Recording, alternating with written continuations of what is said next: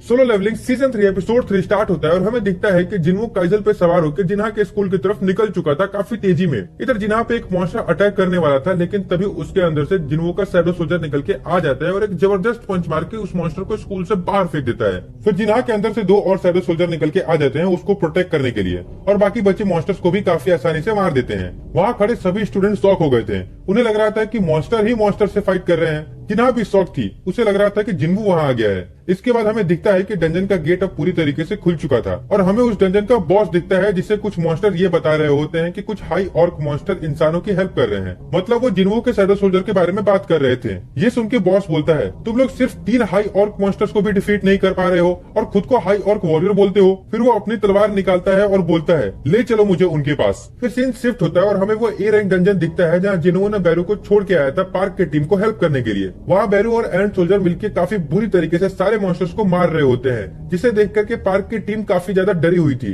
उन्हें लग रहा था कि कहीं शैडो सोल्जर का दिमाग न सटक जाए और हमें एनिमी समझ के अटैक न कर दे। वो लोग डिसाइड नहीं कर पा रहे थे कि ये रेड कंटिन्यू करनी चाहिए या छोड़ के भाग जाना चाहिए, लेकिन वो लोग रेड को छोड़ के भाग नहीं सकते थे क्योंकि बाहर काफी सारे मीडिया और रिपोर्टर्स होते हैं। तो अगर बाहर गए तो उनसे डील करना पड़ेगा और उनकी गिल्ड की रेपुटेशन भी खराब होगी। इसीलिए वो लोग डिसाइड करते हैं कि कंटिन्यू करना चाहिए। आखिरकार ये बस कुछ समन्स ही तो है, हमें इनसे डरना नहीं चाहिए। तभी पार्क के सामने बैरू आ जाता है और वो एक मॉन्स्टर का सर काट के उसके पैरों के नीचे फेंक के चला जाता है। पार्क की लिटरली फट जाती है कुछ सेकंड्स के लिए। तभी बाकी हंटर्स भी वहाँ आ जाते हैं और पार्क से पूछते हैं, तुम ठीक हो ना, और पूछते हैं कि क्या हमें इन एंड्स को फॉलो करना चाहिए या नहीं। जिसमें पार्क बोलता है कि पहले ये देखो तुम लोग, उसने जो सर लाके दिया है वो एक हाई रैंक नाइट का था जिसे हमें मारने में काफी परेशानी होती, लेकिन उसने 1 सेकंड में ही मार दिया। और पार्क बताता है कि हाई रैंक मॉन्स्टर्स के अंदर मैजिक कोर निकलता है और वो काफी एक्सपेंसिव होता है और हमें ये बिना किसी मेहनत के मिलने वाला है, वो भी बहुत सारा। तो क्या अब भी तुम लोग इस रेड को छोड़कर जाना चाहते हो? वो इतना बोल ही रहा होता है कि बाकी हंटर्स पार्क को वहीं छोड़ के शैडो सोल्जर को फॉलो करने लगते हैं बिना किसी ऑर्डर के, और उल्टा पार्क को बोलते हैं, आप उधर क्या कर रहे हो गिल्ड मास्टर, जल्दी चलिए वरना पीछे रह जाओगे। पार्क बेचारा सोचने लगता है कि क्या ही लालची टीम मेंबर्स मिले हैं मुझे। इसके बाद सीन वापस जिन्हा के स्कूल पे शिफ्ट होता है और हमें दिखता है कि फाइनली डंजन का बॉस जिन्हों के शैडो सोल्जर के सामने आ चुका था। बाकी के मॉन्स्टर उसके लिए चीयर कर रहे होते हैं। फिर वो अपनी तलवार से अटैक करता है जिन्हों के शैडो सोल्जर पे, पर वो उसकी तलवार को ब्लॉक कर लेता है। ये देख करके बॉस इम्प्रेस हो जाता है और बोलता है, मानना पड़ेगा तुमने मेरी शॉट ब्लॉक कर दी, लेकिन अभी भी तुम बहुत वीक हो। और ये बोल के वो जिन्हों के शैडो सोल्जर को बीच से काट देता है, लेकिन वो नोटिस करता है कि वो फिर से रीजनरेट हो रहा है। ये देख के वो सोचने लगता है कि क्या ये कोई स्पेल है। फिर वो बार बार उन लोगों को काट रहा था, लेकिन वो हर बार रीजनरेट होते जा रहे थे। वो बॉस उनको हजारों बार काट चुका था, पर वो हर बार रीजनरेट होते जा रहे थे। हमें दिखता है कि उसके माइंड में बार बार ह्यूमंस को मारने का कमांड मिल रहा होता है, लेकिन वो इन मॉन्स्टर्स में ही उलझा हुआ था। वो काफी ज्यादा इरिटेट हो चुका था। उसके माइंड में जो आवाज चल रही होती है उनसे उसका सर फटा जा रहा था। वो सोचता है कि मुझे जल्दी से ये फाइट खत्म करनी होगी। तभी उसे समझ में आ जाता है कि ये लोग मैजिक से कंट्रोल किए जा रहे हैं, तो क्यों ना मैं इन्हें जो कंट्रोल कर रहा है उसको ही मार दूं। फिर ये लोग अपने आप ही मर जाएंगे।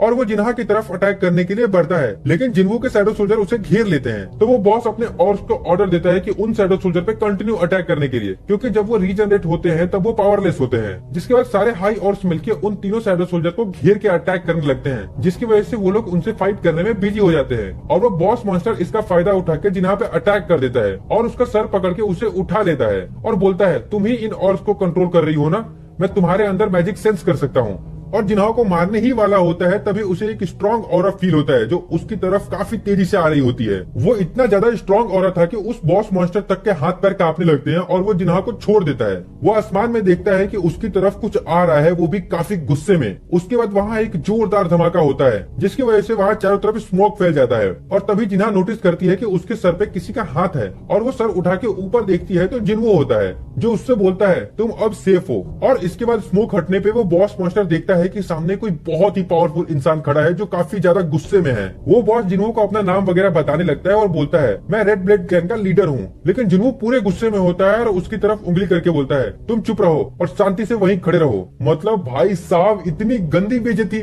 ये सीन में तो लिटरली गूज बम्स आ रहे थे। मुझे पता नहीं कि मैं आप लोगों को ढंग से एक्सप्लेन कर पा रहा हूँ या नहीं, लेकिन मैं पूरी कोशिश कर रहा हूँ कि मैं अपने एक्सप्लेनेशन के थ्रू आपको वो फील करवा पाऊँ जो मैं फील कर रहा हूँ। अगर आपको भी इस सीन में गूज बम्स आ रहे हैं तो कमेंट में जरूर बताना, ताकि मैं समझ जाऊं कि मैं अकेला ही नहीं फील कर रहा हूँ। खैर इसके बाद जिन्हो जाकर जिन्हा को हक करता है और बोलता है, सॉरी मुझे लेट हो गया आने में, लेकिन अब मैं तुम्हें कुछ भी नहीं होने दूंगा। जिन्हा भी जिन्हो को पकड़ के रोने लगती है। जिन्हा को रोते देख करके जिन्हो और ज्यादा गुस्से में आ जाता है। वो इंग्लिश को बुला के बोलता है, तुम थोड़ी देर जिन्हा का ख्याल रखना। फिर जिन्हो अपने कुछ और शैडो सोल्जर को समन करता है और उनको बोलता है कि बाकी स्टूडेंट्स को भी स्कूल से बाहर ले जाओ। इसी बीच उनमें से एक मॉन्स्टर आगे बढ़ने की कोशिश करता है अटैक करने के लिए, लेकिन जिन्हो पूरे गुस्से में उनकी तरफ देख के बोलता है, कोई अपनी जगह से नहीं हिलेगा।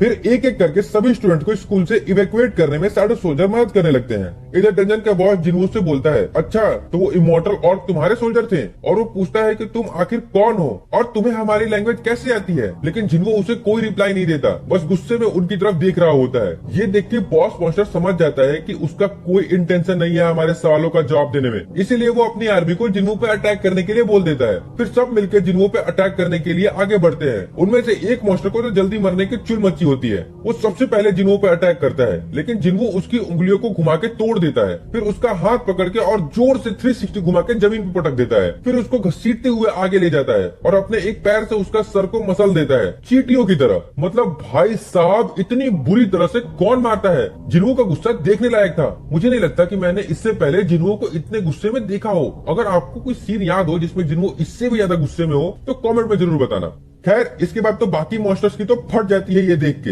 लेकिन फिर भी वो लोग एक साथ मिलकर अटैक करते हैं। लेकिन बस एक सेकंड में, सिर्फ एक सेकंड में जिन्हो उन सब का काम तमाम कर देता है और अब सारे मॉन्स्टर मर चुके होते हैं सिर्फ बॉस को छोड़ के। ये सब कुछ इतना फास्ट होता है कि बॉस भी कंफ्यूज हो जाता है। आखिर ये बंदा एक सेकंड में मेरी पूरी आर्मी को कैसे मार सकता है। उसकी तो फट के 4 हो जाती है। फिर जिन्हो बिना टाइम वेस्ट किए बॉस मॉन्स्टर का सर पकड़ के उसे दीवार में दे मारता है और गुस्से में पूछता है, तुम लोग आखिर क्यों इंसानों को मारते फिरते हो, आखिर क्या मिलता है तुम्हें उन्हें मार के। जिसपे मॉन्स्टर बोलता है, हमारे दिमाग में कंटिन्यूअसली आवाज आती है जो इंसानों को मारने के लिए कहती है। तो जिन्हो बोलता है, अच्छा अगर ऐसा है तो फिर मुझे देखकर आवाज नहीं आती क्या। लेकिन उस मॉन्स्टर की सारी हेकड़ी निकल गई होती है। वो बोलता है कि मुझे माफ कर दो, लेकिन जिन्हो गुस्से में बोलता है, मेरे सवालों का जवाब दो पहले, क्या तुम्हें मुझे मारने के लिए आवाज नहीं कहती। लेकिन वो बस बार बार बोल रहा होता है कि मुझे माफ कर दो।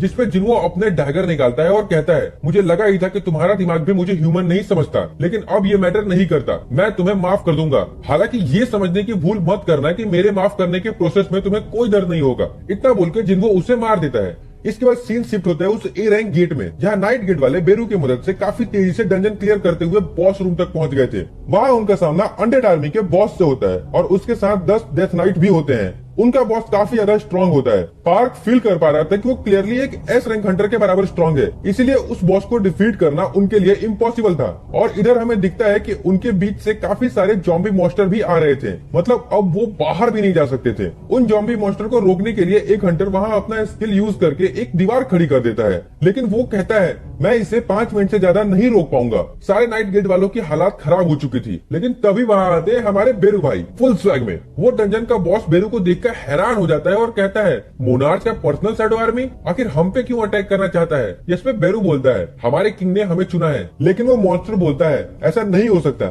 मैं खुद पर्सनली जाके शैडो मोनार्च से बात करूंगा। लेकिन बेरू उसकी बातों को इग्नोर करके सीधा अटैक कर देता है और अपना एक हाथ उसके चेस्ट में घुसा देता है और बोलता है, तुम जिंदा रहोगे तब तो बोलोगे।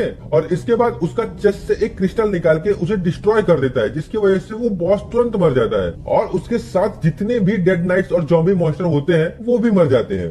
ये सब देख करके नाइट गिल्ड वाले भी शॉक हो गए थे। उन्हें विश्वास नहीं हो रहा था कि बेरू ने सिर्फ एक अटैक से इतना पावरफुल बॉस को डिफीट कर दिया। पार्क भी बोल रहा होता है कि मुझे पता था कि वो स्ट्रांग है, लेकिन इतना ज्यादा स्ट्रांग है ये नहीं पता था। अगर ऐसा है तो हंटर जिन्हो को डंजन के अंदर जाने की जरूरत भी नहीं पड़ेगी, उसके समन से अकेले डंजन को क्लियर कर देंगे। पार्क सोच रहा होता है कि इन स्ट्रांग समन को कंट्रोल करने के लिए काफी ज्यादा माना लगती होगी और जिन्हो के पास तो पूरी आर्मी है। इसका मतलब वो अकेला ही हमारे कंट्री के बड़े बड़े गिल्ड से भी ज्यादा स्ट्रांग है। तभी पार्क को एक आइडिया आता है। वो अपने मैनेजर को बोलता है, हमें हंटर जिन्हो के गिल्ड के साथ अलायंस के लिए हाथ बढ़ाना चाहिए, क्योंकि जिन्हो को हमारे गिल्ड की जरूरत है। लेकिन उसका मैनेजर कंफ्यूज हो जाता है और बोलता है, आज के रेड में जो हुआ उसे देख के आपको सच में लगता है कि हंटर जिन्हो को हमारे गिल्ड की जरूरत है। जिसपे पार्क बोलता है, लगता है तुम लॉ भूल गए हो। किसी भी डंजन में एंट्री करने के लिए मिनिमम 10 हंटर की टीम चाहिए और समझ को हंटर में काउंट नहीं कर सकते, जिसका मतलब जिन्हो को मैन पावर की जरूरत है, जो हम लोग प्रोवाइड करेंगे, जिससे हमें ना फाइट करना होगा और ना ही किसी तरह का रिस्क होगा, सिर्फ प्रॉफिट ही प्रॉफिट। भाई ये नाइट गिल्ड वाले सारे लालची ही हैं।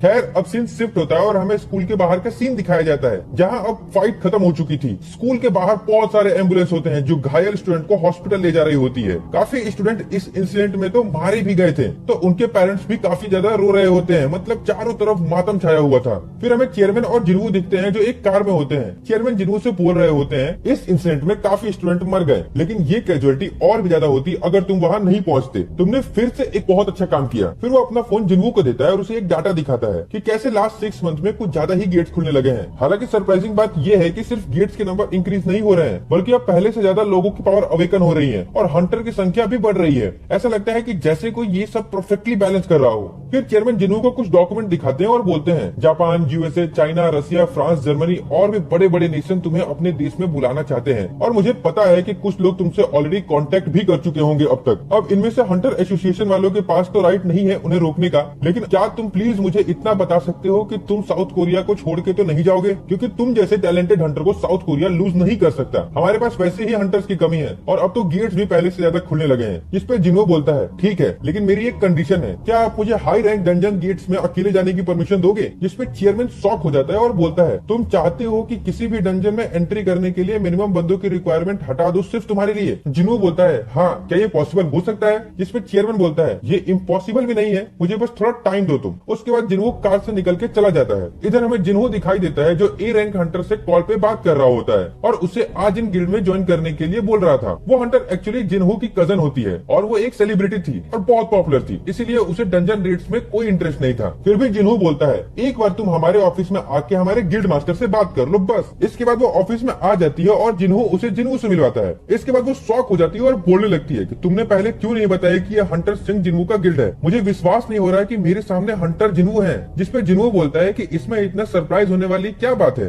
तुम खुद एक सेलिब्रिटी हो। जिन्हो भी हल्का शॉक होता है कि ये एक ए रैंक हंटर है। फिर वो उसे बोलता है गिल्ड से रिलेटेड सारे डिटेल्स तुम्हें जिन्हो बता देगा। इसके बाद सीन शिफ्ट होता है हंटर एसोसिएशन के मीटिंग रूम में, जहाँ चेयरमैन बाकी एसोसिएशन मेंबर को जिन्हो के रिक्वेस्ट के बारे में बता रहे होते हैं और उसके लिए लॉ चेंज करने की बात करते हैं। बट इस चीज को लेकर के बाकी मेंबर तैयार नहीं हो रहे होते और सब बोलने लगते हैं कि जिन्हो एक एक्सपीरियंस हंटर नहीं है। और वो बोलते हैं कि क्या आप ये चाहते हैं कि हम हंटर जिन्हो को स्पेशल ट्रीटमेंट दें जस्ट बिकॉज वो स्ट्रॉन्ग है? जिसपे चेयरमैन बोलते हैं हाँ, मैं उसे स्पेशल ट्रीटमेंट देना चाहता हूँ क्योंकि वो स्ट्रॉन्ग है, और हम उसका डिमांड फुलफिल नहीं करेंगे तो कोई दूसरी कंट्री वाले कर देंगे और हम लोग दोबारा एक स्ट्रॉन्ग हंटर को खो देंगे। लास्ट टाइम होंग डोंगसू जैसे टैलेंटेड हंटर को अमेरिका वालों ने हमारे नाक के नीचे से लेके चले गए थे। अगर हम इस बार भी वही गलती करें तो हंटर जिन्हो को भी खो सकते हैं।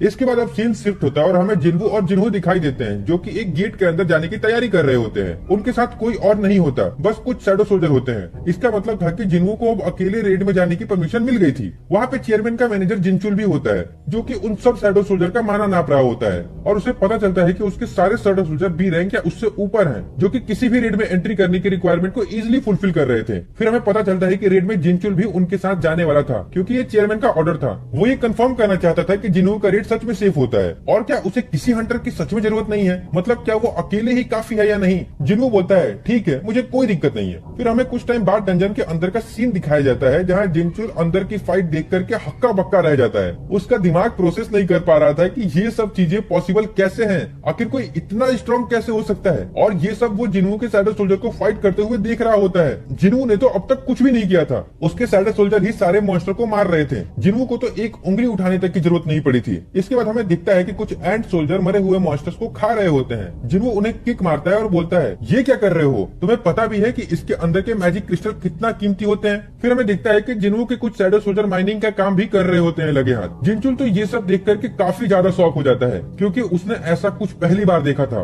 कि कोई हंटर इतना पावरफुल है जो अकेला अपने दम पे एक ए रैंक गेट को इजिली क्लियर कर सकता है और मॉन्स्टर की बॉडी को रिट्रीव करने से लेकर के माइनिंग तक अकेले करने की कैपेबिलिटी रखता हो, जैसे वो कोई वन मैन आर्मी हो। फिर हमें दिखता है कि वो लोग अब उस डंजन के बॉस के पास पहुंच गए थे। जिन्हो अपने सारे समन्स को वापस बुला लेता है। वो बॉस से खुद फाइट करने जा रहा होता है। ये देख करके जिनचुल जिन्हो से पूछता है तुम्हारे शैडो सोल्जर इतने स्ट्रॉन्ग हैं कि वो अकेले बॉस को डिफीट कर सकते हैं, लेकिन फिर भी तुम खुद फाइट करने क्यों जा रहे हो? जिसपे जिन्हो अपने डैगर निकालता है और बोलता है अगर सब कुछ उन पे छोड़ दूंगा तो मेरी स्किल्स कैसे इंप्रूव होगी। फिर वो आगे बढ़ता है और अपने एक ही अटैक में उस बॉस को डिफीट कर देता है, जिसके बाद जिन्हो का लेवल वगैरह बढ़ता है और कुछ स्किल्स भी अपग्रेड हो जाती है। जैसे अब शैडो एक्सचेंज वाला हमारा स्किल का काउंटडाउन 3 घंटे से घट करके 2 घंटे हो गया था। फिर जिन्हो उस बॉस को अराइज बोलता है और उसका शैडो एक्सट्रैक्ट कर लेता है। वो नोटिस करता है कि उसका रैंक इलाइट नाइट होता है, मतलब टस्क के जैसा, लेकिन उसका लेवल 13 होता है। तो इसका मतलब वो टस्क से थोड़ा स्ट्रॉन्ग था। वो ये भी नोटिस करता है कि उसका साइज छोटा हो गया है शैडो बनने के बाद, जो कि पहले कभी नहीं हुआ था।